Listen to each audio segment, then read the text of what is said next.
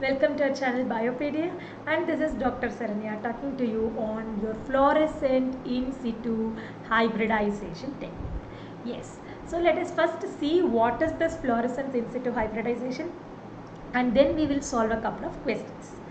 So this topic fluorescent in situ hybridization is coming under your unit 13B, right?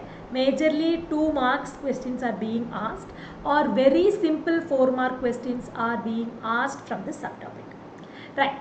So let us see what is your fluorescent in situ hybridization.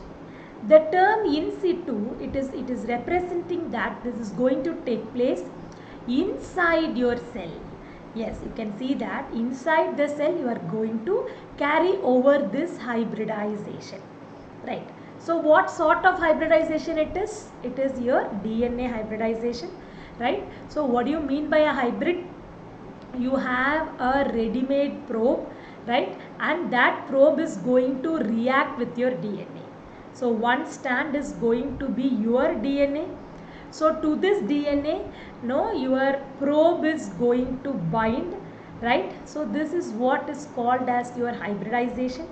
So this probe will be probably no radioactively labeled such that you can identify what sort of no your marking is.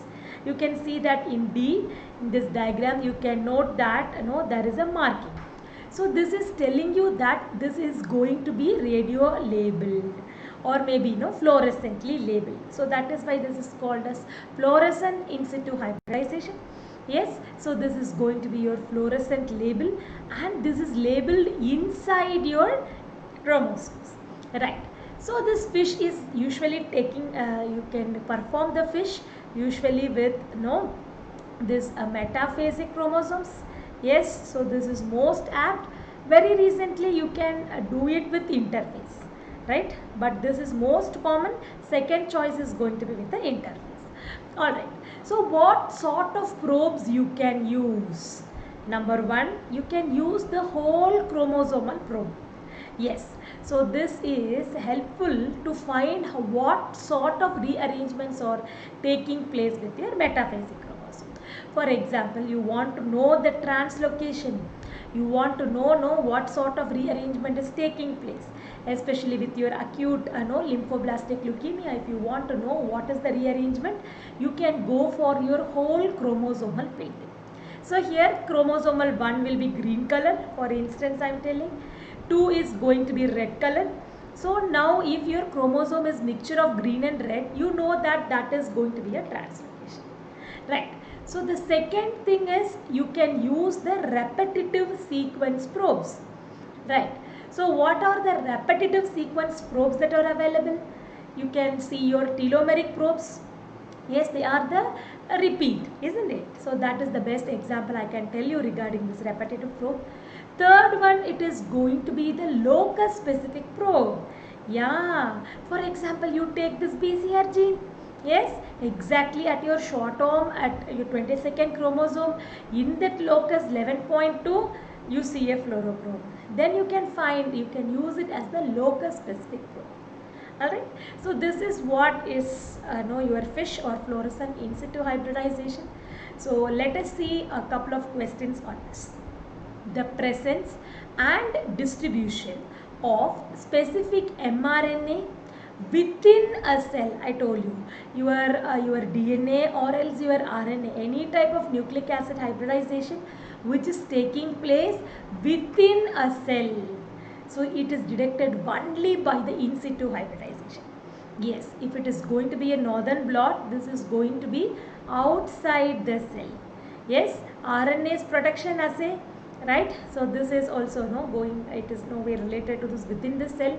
And no your real time PCR.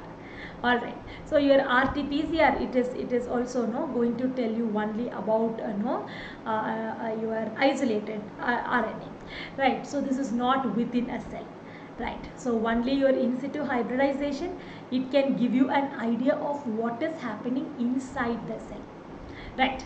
Next question. Yes, so which of the following is incorrect for your in situ hybridization? So a fluorescence or a confocal microscope is used, obviously, because it is a fluorescence. You can use either the fluorescent microscope or the confocal microscope, right? A labeled sequence of nucleotide is used, obviously, that is called as the probe. A specific fluorescent tagged antibody is used. Is it correct? No, that is going to be the incorrect, and that is what is your answer. Yes, we don't use any antibodies here.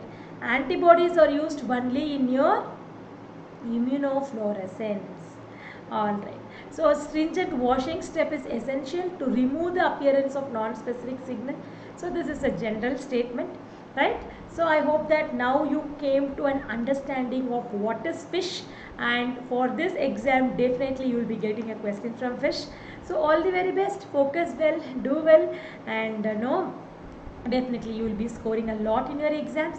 And you can find the full version of our courses at Unacademy, and for subscribing you can use my code Saranya Live, so that is going to give you a 10% off on the total fees.